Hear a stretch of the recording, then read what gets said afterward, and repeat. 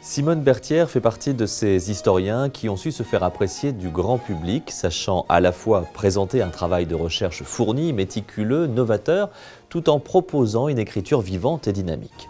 Professeur de lettres, c'est au début des années 1990 que Simone Berthière entre dans le cercle restreint de l'édition historique en reprenant le travail entrepris par son époux défunt sur le cardinal de Retz.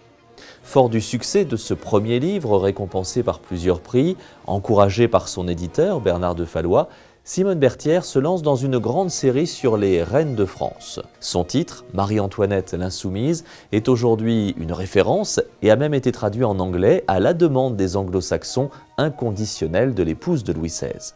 Loin des biographies classiques, Simone Berthière cherche toujours à contextualiser son propos et comme une enquêtrice parvient à identifier, à travers les documentations existantes, tel un fil d'Ariane, le détail oublié qui fait la différence et justifie la prise de position de tel ou tel personnage historique. Quant à l'écriture de Simone Berthière, elle est tout en finesse, en légèreté, en humilité aussi, loin du style ampoulé proposé par certains historiens universitaires. Dans son nouveau titre, Simone Berthière s'intéresse à un duo, un binôme de notre histoire nationale, Louis XIII et Richelieu. Deux fortes personnalités, deux tempéraments bien trempés. Loin de ce que l'histoire officielle nous a enseigné, Simone Berthière raconte ici comment ces deux frères ennemis, liés par une sournoise malentente, ont su faire fi de leurs divergences, sacrifiant leurs ambitions personnelles pour le grand dessein de la France.